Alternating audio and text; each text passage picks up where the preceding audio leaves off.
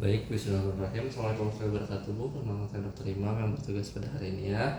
Baik, jadi di sini pertama-tama kita kenali tanda dan gejala dari kala 2, yang dimana kita dengar dan melihat seperti apakah ibunya merasa ada dorongan kuat dan mengejan, kemudian ibunya merasakan tekanan semakin meningkat pada rektum dan vagina, kemudian perineum yang menonjol, serta vulva dan stinger yang membuka. Kemudian kita menyiapkan alat-alat yang akan digunakan. Ada handuk dan linen bersih sebanyak 3 lembar, kemudian ada kain kering dan bersih, kemudian ada monaural, kemudian spirometer untuk mengecek tekanan darah dari si ibunya, larutan klorin dalam baskom bersih, tempat sampah, piring plasenta, baskom ginjal, kemudian penyedot lendir dan celemek, serta kita siapkan juga partu setnya. Kemudian sini kita akan menggunakan celemek, kacamata Google dan sepatu boot yang dimana sudah saya gunakan. Lalu kita lepaskan semua perhiasan dan cuci tangan dalam langkah WHO untuk mencegah infeksi menular. Kemudian kita gunakan saluran bedah pada tangan yang akan digunakan untuk pemeriksaan dalam.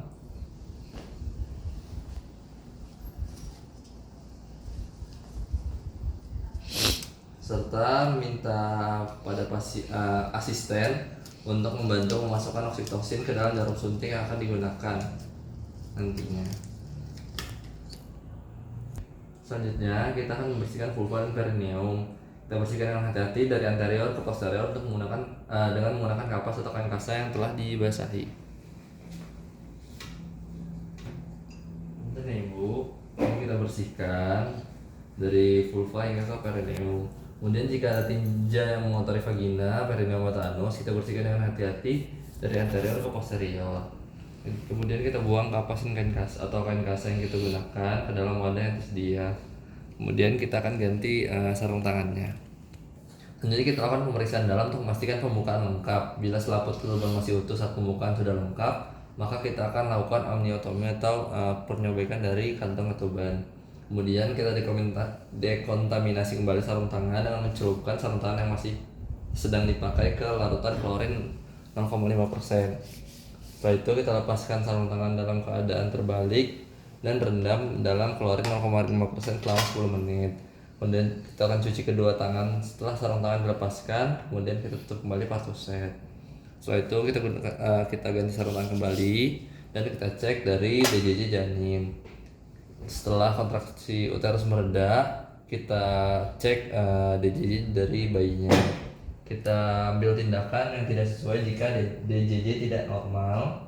Kita dokumentasikan yang dimana untuk batas normal itu sekitar 120 sampai 160 kali per menit. Kita akan menyiapkan ibu dan keluarganya untuk proses dari persalinannya. Kita punten ibu, jadi untuk pembukaannya sudah lengkap dan untuk keadaan janinnya sudah cukup baik juga. Jadi mangga ibunya kita akan mempersiapkan untuk kehamilan ibu ya, untuk melahirkan.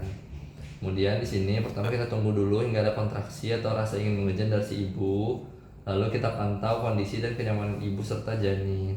Setelah itu punten ya untuk keluarga bapak. Jadi mohon untuk memberikan semangat dan dukungan untuk ibunya untuk mengejan dan membantu dalam proses persalinan ini. Kemudian mangga kalau memang ibunya dirasa belum ada keinginan untuk melahirkan atau belum ada rasa untuk mengejan, boleh ibunya sambil berjalan atau berjongkok untuk mengambil posisi yang nyaman. Jika sudah ada dorongan, maka kita akan kembali ke meja persalinan untuk kita lakukan persalinan. Selanjutnya kita persiapan untuk melahirkan. Kita letakkan handuk bersih dan juga kain di bawah sebagai alas untuk ibu di bagian bawah ibu. Kemudian kita juga berikan di kain di atas bagian perut dan juga simfisis pubis ibu. Setelah itu kita pakai sarung tangan steril pada kedua tangan. Lalu sini kita akan melakukan persalinan yang dimana pertama kita akan membantu lehernya kepala dari si bayi. Pertama kita lihat apakah nampak kepala bayi dengan diameter vulva yang terbuka sebesar 5-6 cm. Kemudian kita lindungi perineum dengan salah satu tangan dilapisi dengan kain bersih dan kering. Tangan yang satu menahan bagian kepala untuk mempertahankan posisi fleksi dan membantu lahirnya kepala. Anjurkan ibu untuk secara efektif bernafas. Punten ibu boleh sambil bernafas yang lancar. Jadi kita persiapkan untuk bayinya keluar. Enggak ibu sambil mengejan. Nah setelah nampak bayinya keluar bagian kepalanya, kita bersihkan terlebih dahulu menggunakan kain bersih di bagian wajahnya sambil menahan rotasi si bayi. Setelah itu bahunya keluar, kita bantu karena sering terjadi nyangkut pada bagian bahunya yang menyebabkan dislokasi bahu si bayi. Setelah itu kita bantu hingga ekstremitasnya juga keluar.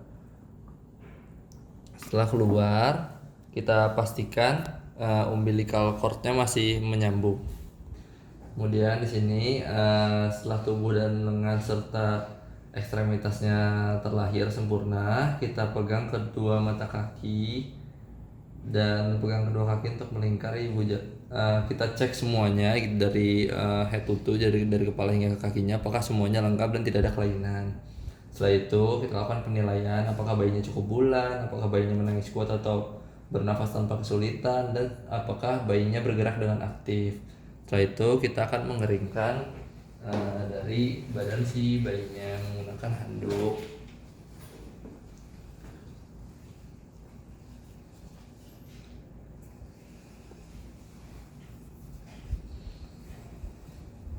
Setelah itu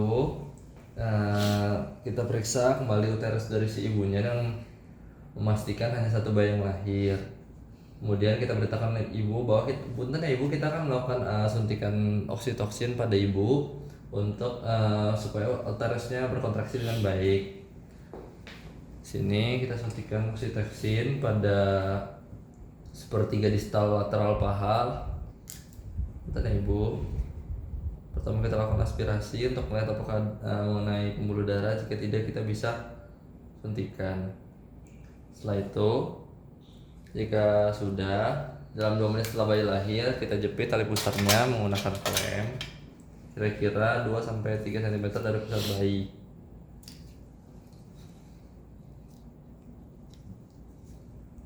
Setelah itu kita akan lakukan pemotongan dan pengereman tali pusat. Dengan satu tangan kita pegang tali pusat yang telah dijepit dan lakukan pengguntingan di antara dua tali pusat. Kita gunting, dan jika sudah kita letakkan bayi di dalam selimut dan kita tengkurapkan kepada si ibunya supaya bisa disusui. Alhamdulillah ibu untuk anaknya sudah lahir ya. Jadi sini kita melakukan persalinan untuk dari plasentanya, dan dimana di sini kita melakukan pengeluaran plasenta serta memonitoring perdarahan pada ibu. Kita pindahkan klem tali pusat hingga berjarak 5-10 cm dari vulva. Setelah itu kita letakkan satu tangan pada permukaan perut bawah ibu di atas simfisis untuk menilai kontraksi uterus. Tangan lainnya memegang klem untuk menegangkan tali pusat.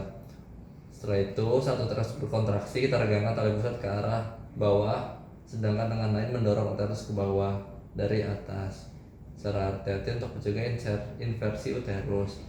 Jika plasenta tidak keluar setelah 30-40 detik, hentikan regangan tali pusat dan tunggu kembali sampai ada kontraksi selanjutnya.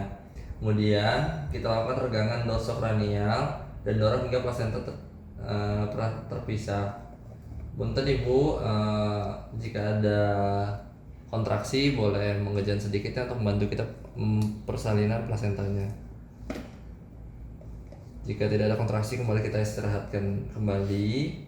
Setelah itu, jika ada kontraksi, minta si pasien untuk mengejan sambil kita keluarkan plasentanya. Punten ya ibu. Setelah itu, jika sudah, kita angkat plasenta dengan kedua tangan dan pegang serta putar sampai plasenta sampai membran amnion terlihat. Ketika plasenta keluar, maka letakkan plasenta dalam wadah yang sudah disediakan.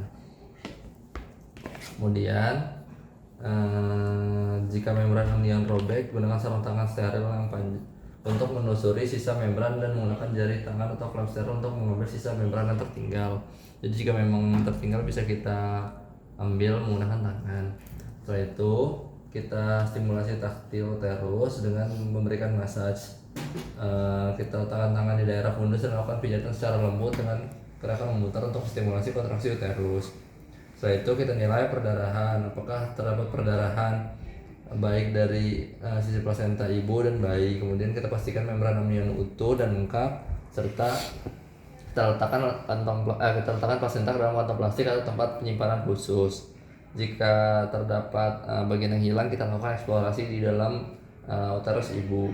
Kemudian kita evaluasi kemungkinan laserasi pada vagina dan perineum. Jika memang terdapat sobekan yang membutuhkan jahitan, kita akan lakukan jahitan untuk menghentikan perdarahannya.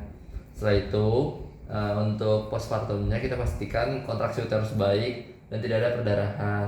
Kemudian kita masukkan kedua tangan ke dalam larutan klorin. Setelah itu kita keringkan dengan linen bersih dan kita pasang klem tali pusat. Kita pasangkan klem tali pusat dengan jarak 1 cm dari umbilikus bayi. Kita lepaskan klem dan letakkan dalam klorin. Setelah itu putar ibu boleh untuk mulai menyusui anaknya ya. Selanjutnya kita evaluasi dari kontraksi uterus dan juga cegah perdarahan vagina. Monitoring 2-3 kali dalam 15 menit pertama pasca melahirkan, setiap 15 menit pada jam pertama pasca persalinan, serta setiap 20-30 menit pada jam kedua pasca persalinan. Jika uterus tidak berkontraksi dengan baik, lakukan tindakan perawatan uterus. Kemudian kita ajarkan dari ibunya serta pihak keluarga untuk melakukan massage untuk membantu kontraksi uterus si ibu. Lalu kita evaluasi dari denyut jantung, denyut nadi ibu dan juga kantong kemihnya setiap 15 menit atau pada jam pertama dan setiap 30 menit pada jam kedua. Kita cek juga suhu tubuh ibu selama 1 jam, setiap 1 jam selama 2 jam pertama setelah melahirkan. Kemudian untuk kebersihan keamanan, semua peralatan yang sudah dipakai kita masukkan ke larutan klorin 0,5%. Buang semua bahan yang sudah terkontaminasi atau sudah digunakan seperti sarung tangan. Kemudian kita bersihkan sekitar ibu dengan air hangat dan cairan ketuban, dari cairan ketuban, mukus dan juga darah. Bantu ibu untuk membersihkan diri, pastikan ibunya dalam kondisi yang nyaman. Kemudian rendam tangan yang sudah digunakan di cairan klorin 0,5% dan cuci kedua tangan penuh dengan sabun dan air yang mengalir. Lalu kita dokumentasi untuk dengan cara melengkapi patograf di halaman depan dan belakang. Alhamdulillah ya, untuk bapak ibu anaknya sudah lahir. Sekian dari saya. Wassalamualaikum warahmatullahi wabarakatuh.